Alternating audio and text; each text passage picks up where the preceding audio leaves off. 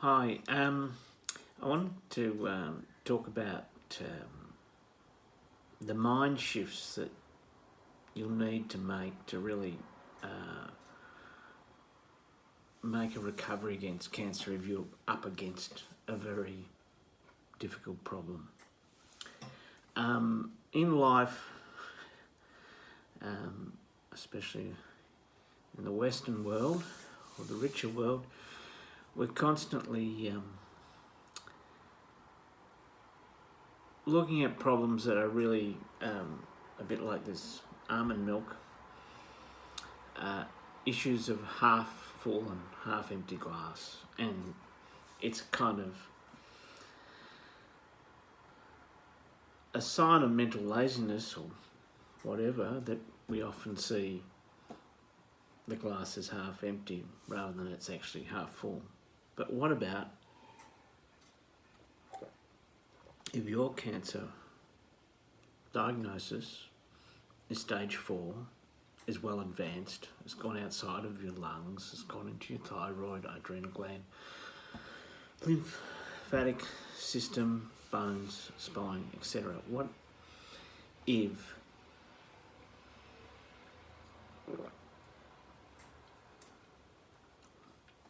the glass is actually 96% empty and only 4% full? At that point,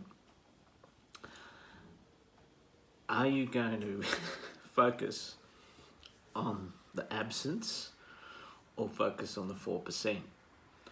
So this is kind of stuff that's a real test of character and can't be understood, can only be experienced, but still it will help people if you actually understand people who make recoveries against the odds, what actually happens in the mind or has to happen in the mind. There's really 4 really big mind shifts, and depending on your belief systems, and you'll find some places to go to, but basically to start off with, you have to find some way to ignore, counteract a negative prognosis, because we have got a pattern in our lives to listen to negativity, to think things can't work out. We're conditioned in many ways on this kind of thinking. So you've actually got to be able to kind of visualise that the tumours may, and the cancer cells may disappear. You've got to visualise that you're going to be around. You've got to create that kind of position. Now, some people do it by not asking for the prognosis, ignoring that. Others, myself, I heard it, but I tried to reprogram my mind and not believe it.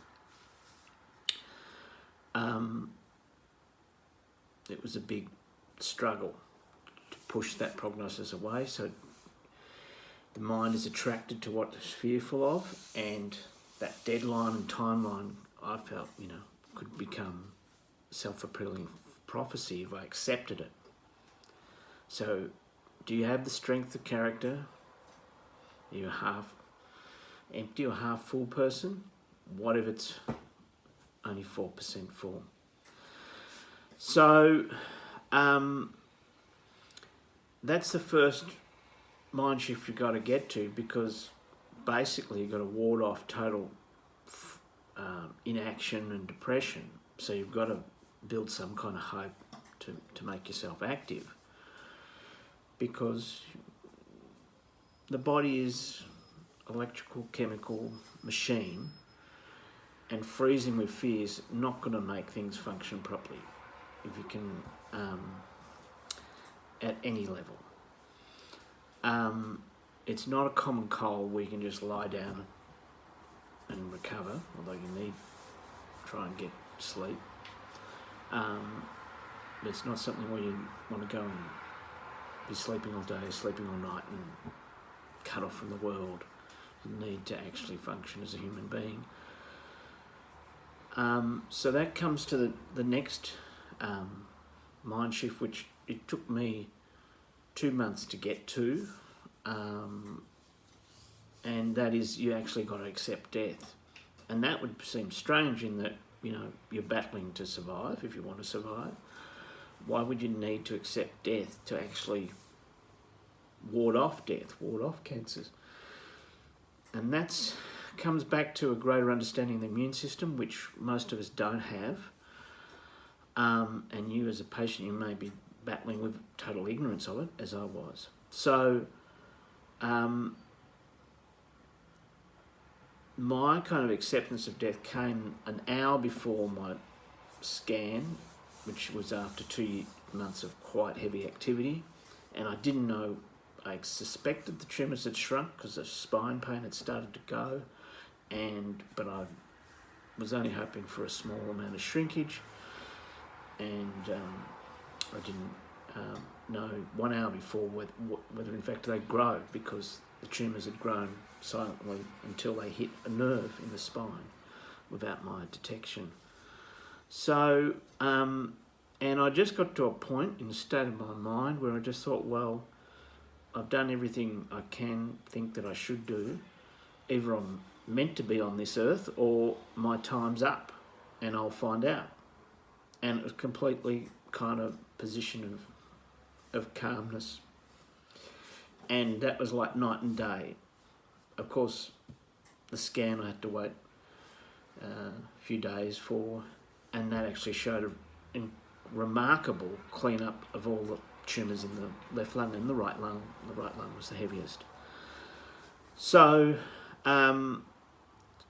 the other barrier you need to get through, which is probably before even overcoming a fear of death, is to actually have a reason to live, and a strong reason to live to get you into action, because otherwise, yeah, why would you just crawl into a ball and, you know, let the disease take over and let the negative prognosis that they're giving you take over? So you need that reason to live. That can't be invented or whatever. You either have it or you don't. And that you need something to drive you. The fourth real mind shift, which you have to come to, is actually to understand that the immune system is a complex system and actually has physical capacity to eradicate cancer cells. It does that every day in most people. The 50% of Australians who are going to get a form of cancer, some kind of cancer, are primarily, many of them are going to do it because their immune system's not functioning to clear up those cancer cells as they turn up in the system. And obviously the multiplication occurs and you get tumours forming. So this is not fancy stuff or magic thinking. This is the physical properties of your body, if they're functioning, will send out identifying cells to identify the cancer, other ones to kill it, to mop it up, and even another one, a grandfather cell, to actually remember what's happening. The complexities of it is quite amazing. The complexities of the blocking that the cancer can throw up against that system is also. But if you don't understand there's actually a physical system throughout your body designed to battle this thing, you're left on reading the rather bleak prospects of certain treatments. Now, obviously, some cancers have 40% survival rates.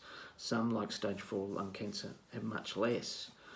Obviously, with new treatments, hopefully those numbers keep changing each year. But if you're just going to do the numbers and probability, you're not going to find a lot of comfort. If you just assume that medicine is fighting these cancer cells, that's not it. Your immune system will fight those cells. Radiation and chemo only have a capacity to really shrink things.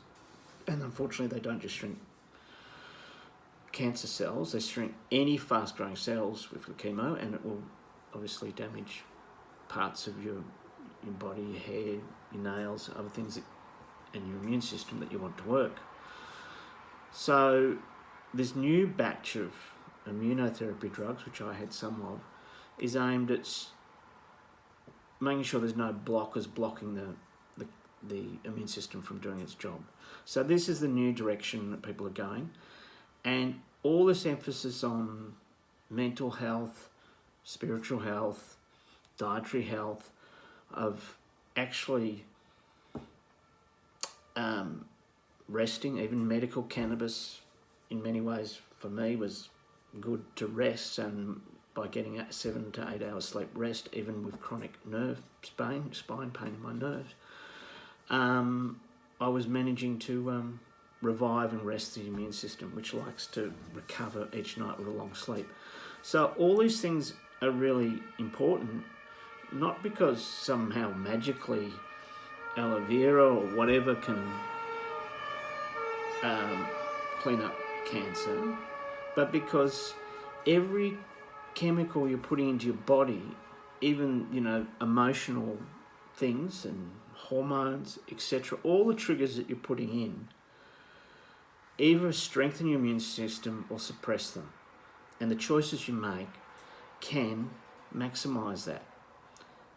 What percentage difference can it make? I'm not sure. I'm not a person to be confident enough to say that alone could ever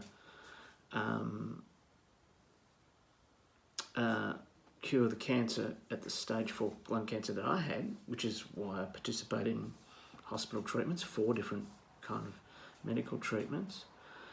But if I was trying to get back from a 3-month prognosis, I had to move fast, and I really didn't have time to listen to this won't work, that won't work, etc., etc. I just threw a lot of things, anti-inflammatories, vegetables, fresh fruit, fresh vegetables, all sorts of things, lemons, olive oil, probiotics, all sorts of things I could see to really transform my body. And, you know,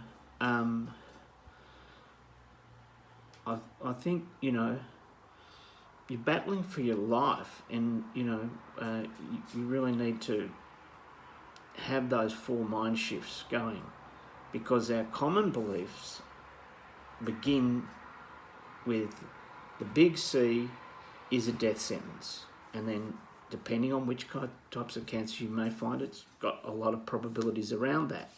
Maybe half, it may be 40% full and 60% empty, your prognosis.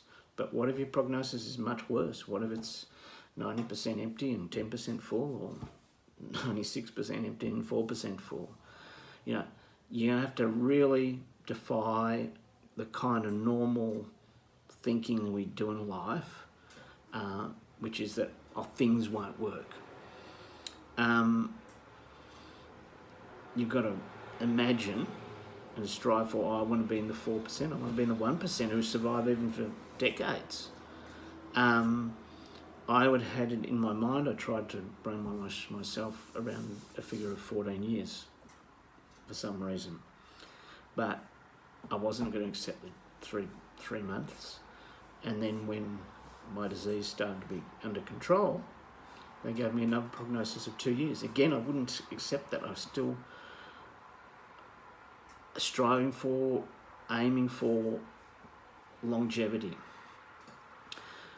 And then when I actually understood the conditions that the job your immune system did and the conditions it needs, then all these things fall into place. Now, you know, there's a lot of small steps along the way to about actually enjoying life while you're chronically ill, because that feeds into the whole notion of having a reason to live. A reason to live may obviously be your family, like it was for me with my daughter and my son, but a reason to live is also just the sheer, you know, joy and beauty that is in the world and that you experience just walking in the sun. So there's a lot of other things there, music, other things that you need to pump back into your life and humanise your life. because this very mechanised, controlled world and stressful world is not conducive to good immune system health. Now, at what point, do you stop or do things? I suppose it's to do with how many hours in the day to research things, to replace foods, replace activities, to prioritise activities. I was doing walks, I was doing saunas, I was, waking up to music instead of waking up to news. I was getting away from the whole negative mindset that, pervades our culture. And, so the mind game is really important, and the fact is a lot of the programming you've got about cancer is negative and wrong, and then the absence of knowledge about immune system health is natural because we just live in a commercialised, industrialised food system where we've pandered to image, taste and various things, and then a whole lot of fake health marketing that's gone on with various things. So to have the energy to do all those things perhaps is a placebo effect in itself, but I don't think you can just think about yoga and get healthy and flexible. I think you actually have to do it as well as have the theory. And I'd say the same, your body is a physical realm. Your mind is only one part, but it is a powerful part that can block you from imagining a future. It can block you from action. So you need to deal with the mind, but really it's not mind control or mind shift that will eradicate the cancer cells. It's going to be actual things with physical properties and that you diminish, temperatures, all sorts of things, and getting rid of anxiety and fear is obviously going to help your physical function. I mean, imagine, you're playing a sport or whatever. People do training, constant training. People also have lucky rabbit foots that they'll hold before they go into a grand final. If you're just racked with fear and anxiety, you're not going to be able to shoot the winning goal in a basketball match or a football match or whatever. So it is a very physical game you're playing because it's about a physical cell change, a mutation in your body. It's all about chemistry. It's all about physicality. It's very complex. I'm still learning and learning more. But it can't be conquered with the ignorance of the immune system and the fatality that we have in our minds around just the word cancer, the finality of that. So your current thinking won't work. You'll have to renovate your thinking, update your thinking, and then keep yourself busy actually maximising your immune system and maximising your chances of healing, because that's the only thing really that's going to address long-term tumour reduction and keeping your body conquering the tumours you have and then hopefully in the future keeping yourself tumour free.